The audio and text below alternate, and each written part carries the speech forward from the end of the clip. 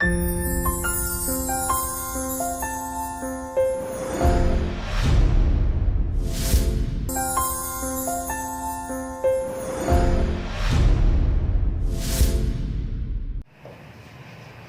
भारत मित्रों, education hub में आप सभी का स्वागत है और मैं विक्रमादित्य दास आज आपके लिए जीएस के पार्ट में ज्योग्राफी का जो पार्ट है उसका अगला अध्याय लेकर के आया हूं। और जो हमने पिछली क्लास में पढ़ा था, मैंने आपको low pressure zone, high pressure zone और जो पूरा पवनें पढ़ाई थी, ठीक, कि भारत में और पूरी पृथ्वी पर पवनें किस प्रकार से चलती है, कैसा क्या सिस्टम है। आज इसका हम अगला स्वरूप पढ़ने वाले हैं और इस अगले स्वरूप में मैं आज आपको बताने वाला हूं कि लो प्रेशर जोन किस प्रकार से चेंज होता है। ठीक, देखिए मैंने आपको उस क्लास में बताया था कि लो प्रेशर जोन जो है वो कैसा होता है, क्या होता है। यहाँ देखिए मैंने इस चीज़ को डिफाइन किया है, ये विषुवत रेखा, कर्क रेखा, मकर रेखा।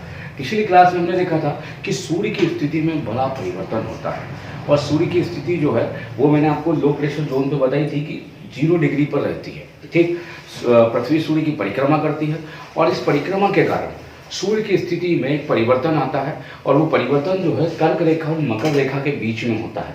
मतलब सूर्य जो है एक बार कर्क रेखा पर सीधा चमकता है और एक बार मकर रेखा पर सीधा चमकता है। इस परिवर्तन से एक बड़ा परिवर्तन आता है, वो होता है लो प्रेशर जोन का। ठीक, जिसको हम कहते हैं इंटर ट्रॉपिकल कन्वर्जेंट जोन। ठीक, या फिर हम कहते हैं उष्ण कटिबंधीय अभिसरणीय क्षेत्र। ये क्षेत्र किस प्रकार से होते हैं? ये क्षेत्र वो क्षेत्र होता है जो सूर्य की स्थिति के साथ हमेशा चलता है। देखिए सूर्य की स्थिति के साथ कैसे चलेगा, मैंने आपको पिछली क्लास में बताया था कि ये लो प्रेशर जोन 0 पर मैंने आपको बताया था और यहाँ हमने पढ़ा था व्यापारिक पवनें, ठीक, जो 23.5 और 0 के बीच चलती है। फिर ऊपर 66.5 और 23.5 के बीच जो है पछुआ पवनें चलती हैं। ध्रुवीय पवनें जो हैं वो पोलर से चलती हैं। ठीक, हमने ये चेंज उस पिछली क्लास में देखा था। अब मैं इस क्लास को आगे चालू करना चाहता हूँ, कंटिन्यू। तो सबसे पहली जरूरी चीज मैं आपको पहले फिर डबल से एक बार फेरल का नियम याद दिलाना चाहूंगा। फेरल का नियम कहता है कि उत्तरी गोलार्ध में, मतलब इस ऊपर के भाग में, उत्तरी गोलार्ध में जो पवनें हैं वो अपनी दिशा के सापेक्ष सीधे हाथ की तरफ मुड़ती है। तो देखिए यहाँ मैंने इस दिशा बनाई है, यहाँ आप देख रहे हैं ये दिशा है, सीधा हाथ, और ये देखिए सीधा हाथ मतलब इस तरफ वो मुड़ जाएंगे अपनी दिशा के सापेक्ष। अगर ये ऊपर की तरफ जा रही है तो इस प्रकार से होगा, अगर ये नीचे की तरफ आ रही है तो देखिए ये हमेशा सीधे हाथ की तरफ मुड़ेंगे, मतलब इस तरफ मुड़ेंगे। अब इसका बिल्कुल उल्टा अपोजिट जो होता है वो दक्षिणी गोलार्ध में होता है। दक्षिणी गोलार्ध में कैसे होगा, देखिए दक्षिणी गोलार्ध की बात करूं तो ये नीचे वाला भाग दक्षिणी गोलार्ध है। इस दक्षिणी गोलार्ध में जो है पवनें हमेशा अपने उल्टे हाथ की तरफ घूमती है। तो ये पवन की दिशा है, इसके सापेक्ष पवन उल्टे हाथ की तरफ घूमी, ये पवन नीचे की तरफ अगर जा रही है तो पवन इस तरफ घूम जाएगी। मतलब अगर हम देखें तो फैरल का नियम उत्तरी गोलार्ध में कहता है कि अपनी दिशा के सापेक्ष पवनें सीधे हाथ की तरफ जाएंगी और दक्षिणी गोलार्ध में जो है वो उल्टे हाथ की तरफ घूमेंगे। ठीक, अब यहाँ मैंने इस सारी चीज को बनाया है। देखिए अभी हमने पिछली क्लास में मैंने आपको एक महत्वपूर्ण चीज बताई थी कि पृथ्वी अपने अक्ष पर जो है वो 23.5 झुकी हुई है। इस प्रकार से 23.5 जो है, देखिए पृथ्वी अपने अक्ष पर सीधी ना होकर के, देखिए ऐसा पृथ्वी का अक्ष होना चाहिए, सीधी ना होकर तिरछी है। तो तिरछी होने के कारण एक विशेष परिवर्तन आता है। वो विशेष परिवर्तन को हमने पिछली क्लास में पढ़ा था। अगर आपको मेरा ये वीडियो को समझना है और बेहतर तरीके से तो आप पिछला वीडियो जो है आप उसको जाकर देख सकते हैं। इससे आपको ये बहुत चीजें बहुत अच्छे से समझ में आने वाली हैं। देखिए यहाँ दूसरी तरफ अगर हम जाएं तो यहाँ ये जो है सूर्य इस विषुवत रेखा से कर्क रेखा पर जाती है, फिर वापस कर्क रेखा से परिवर्तन होता है तो फिर सूर्य की स्थिति जो है मकर रेखा पर होती है। अर्थात इसको हम बोलचाल की भाषा में कहते हैं सूर्य उत्तरायण हो रहा है या सूर्य दक्षिणायन हो रहा है। ठीक, अब इस स्थिति में क्या होता है, सबसे पहले हम पढ़ते हैं सूर्य कर्क रेखा पर कैसे आता है। देखिए सूर्य जो है 0 डिग्री विषुवत रेखा से अक्षांश से सूर्य जब 23.5 पर जाता है कर्क रेखा पर, तो यहाँ लो प्रेशर जोन बन रहा है। देखिए यहाँ इस लो प्रेशर जोन पर, ठीक, जब लो प्रेशर जोन बनेगा तो यहाँ एक हाई प्रेशर है ऊपर की तरफ, ठीक, और यहाँ दक्षिणी गोलार्ध में एक हाई प्रेशर है। तो इन हाई प्रेशर से हवाएं यहाँ से यहाँ चलेगी और यहाँ से हवाएं यहाँ की तरफ चलेगी। देखिए तो जब ये हवाएं चलेगी तो अभी मैंने हवाओं की स्थिति बिल्कुल ये अपने तीर के समान सीधी बनाई है। देखिए तो ये हवा सीधी चल रही है, परंतु मैंने आपको नियम बताया था फेरल का नियम कि अपने सीधे हाथ की तरफ घूमेंगी। अर्थात ये हवाएं जो है कुछ इस प्रकार से घूम जाती है। ठीक, ये देखिए सीधी ना चल करके कुछ तिरछी चलती है। ठीक, दूसरी तरफ अगर मैं कहूँ आपसे कि ये हवा, अब यहाँ एक सबसे क्रांतिकारी परिवर्तन पढ़ना है हमारे को। वो क्रांतिकारी परिवर्तन होता क्या है, देखिए यहाँ एक मैंने विशेष चीज बनाई है। ये अगर गोलार्ध देखें तो नीचे का भाग, ये वाला भाग नीचे का, ये दक्षिणी गोलार्ध है और इसके ऊपर का भाग उत्तरी गोलार्ध है। अब जब पवन चलना स्टार्ट होती है तो ये इसको देखें तो ये उत्तरी गोलार्ध के बजाय दक्षिणी गोलार्ध से शुरू हो रही है, ठीक। ये दक्षिणी गोलार्ध से यहां ऐसी चलेगी, फिर इसके बाद यहां 0 डिग्री को पार करते से उत्तरी गोलार्ध लागू हो जाता है। अर्थात पवन जब यहां से चलेगी तो यहां हमारा ये नियम लागू होगा कि ये हमेशा अपने उल्टे हाथ की तरफ घूमेगी। मतलब यहां से पवन ऐसी चलेगी, देखिए इस प्रकार से पवन ऐसी चलेगी, ठीक। और ये पवन जो है वो कैसे चलेगी, मैं यहाँ आपको डिफाइन करता हूँ। देखिए इस प्रकार से पवन की दिशा ऐसी होगी, ठीक। ये अपने उल्टे हाथ की तरफ होंगी, परंतु जैसे ही ये पवन यहां से इस दक्षिणी गोलार्ध को पार करेगी तो ये अपने सीधे हाथ की तरफ मुड़ जाएगी। मतलब अगर हम देखने जाएं तो विषुवत रेखा को पार करते से ही ये पवनों की दिशा में एक परिवर्तन आता है और इस प्रकार से ये परिवर्तन जो है, ये परिवर्तन बड़ा महत्वपूर्ण क्रांतिकारी परिवर्तन लाता है। इस क्रांतिकारी परिवर्तन के बारे में बता दूं कि ये पवन जो है, अब नक्शे पर अगर हम दिशाओं का ज्ञान करें तो मैंने आपको दिशाओं के ज्ञान के लिए बताया था, ईस्ट वेस्ट, देखिए ये पूर्व है, ये पश्चिम है, ठीक, ये उत्तर है, ये दक्षिण है। मतलब ये हवाएं अगर हम देखें तो इस दिशा की तरफ से आ रही है, ठीक। और अगर ये हवाएं इस दिशा की तरफ से आ रही है, इस रेखा को पार करते से, तो मतलब ये आ रही है दक्षिण पश्चिम की तरफ से। कहां से आ रही है, दक्षिण पश्चिम। अब मैं यहाँ भारत के मानसून के बारे में आपको बताना चाहूंगा। देखिए भारत के मानसून का अगर मैं बनाऊं तो यहाँ भारत की कुछ स्थिति इस प्रकार से है, देखिए कैसी है। यहाँ मैं आपको भारत बना के बता रहा हूं।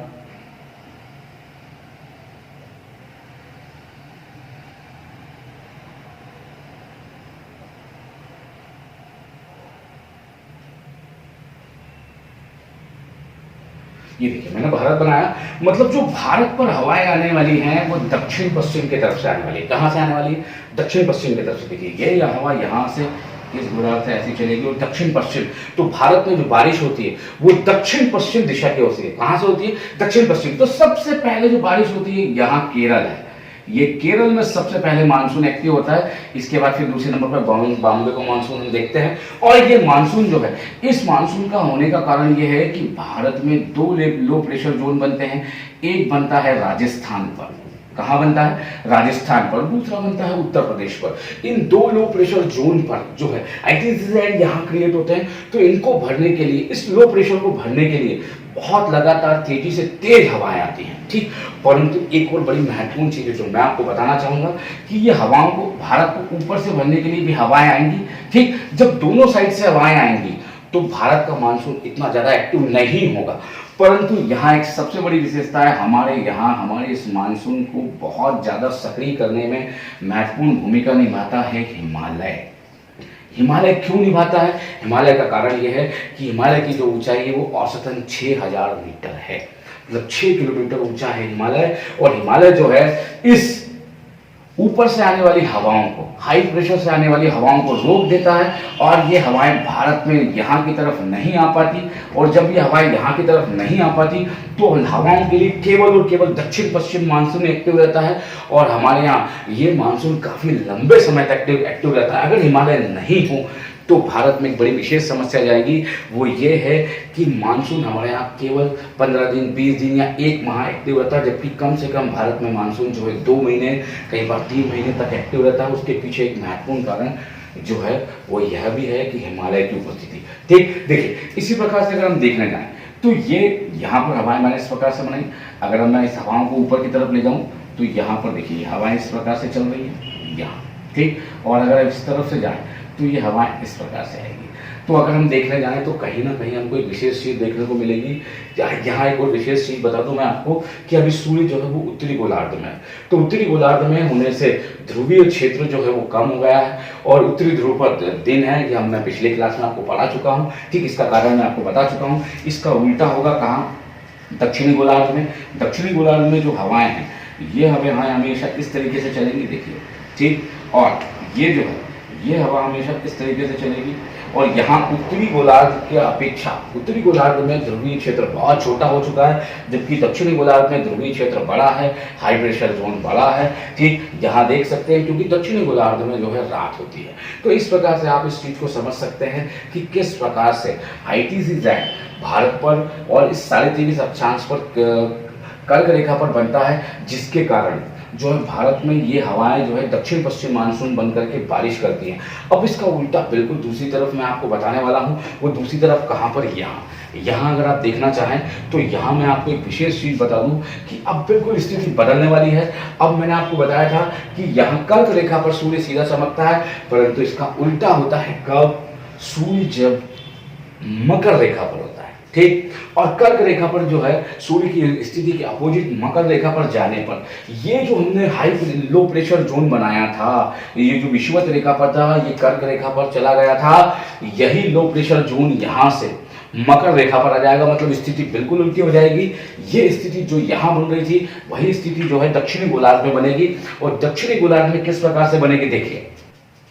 अभी जो है, अब हम इसकी दूसरी स्थिति को देखते हैं। दूसरी स्थिति कैसी? देखिए, दूसरी स्थिति की अगर मैं बात करूं तो यहाँ दूसरी स्थिति कैसे बनेगी? हमने पहली स्थिति को यहाँ देखा, अब इसका अपोजिट बिल्कुल हमको यहाँ दूसरी तरफ देखने को मिलेगा। कैसे?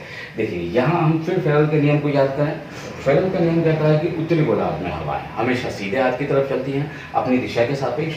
ठीक, और जो है दक्षिणी गोलार्ध में उल्टे हाथ की तरफ। तो यहाँ से मैं आपको एक नियम बता दूं कि कैसे हवाएं चलेगी। देखिए, यहाँ से हवा जब चलेगी तो वो सीधे हाथ की तरफ, मतलब इस दिशा में चल रही हवा, तो यहाँ से वो सीधे हाथ की तरफ इस प्रकार से ऐसी चलेगी। ठीक, यहाँ से हवा इस प्रकार से यहाँ तक आएगी विषुवत रेखा तक, और विषुवत रेखा को पार करते से ही ये नियम परिवर्तित हो जाएगा और ये हवाएं इस प्रकार से कुछ चलने लगेगी। ठीक, तो ये हवाएं जो है, ये हवाएं अपनी दिशा का परिवर्तन कर लेंगी, और दिशा का जब परिवर्तन करेगी तो देखिए इस प्रकार से जो है ये हवाएं आएंगी। ठीक, अब यहाँ एक बड़ी विशेष चीज है कि ये हवाएं कहाँ से आ रही है? ये हवाएं किस दिशा से आ रही है? ठीक, हमने कहा था दक्षिण पश्चिम मानसून कहा था भारत में बारिश के लिए।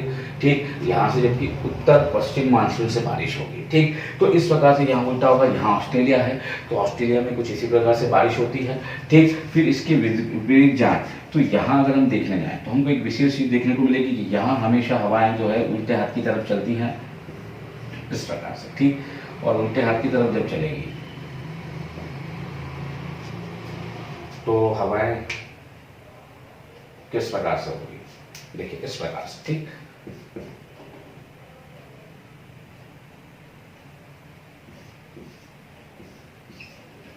और यहां हवाएं जो है वो कुछ इस प्रकार से चलेंगी।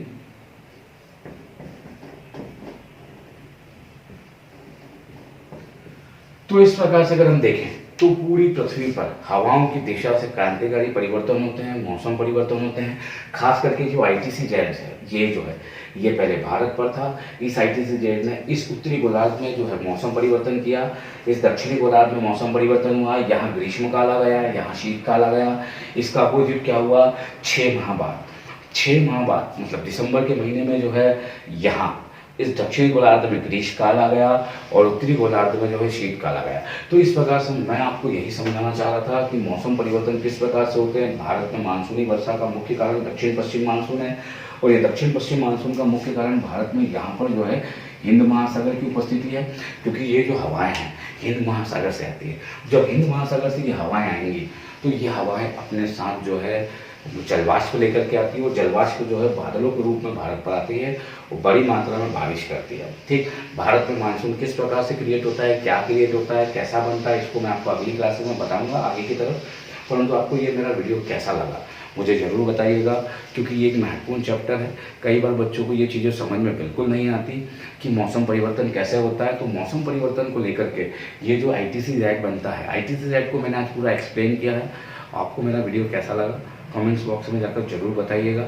ठीक, हमारे वीडियो को शेयर कीजिए, लाइक कीजिए, और जो है अगर आपको पसंद आए तो मुझे कमेंट्स बॉक्स में एक बार जरूर जाकर बताइएगा।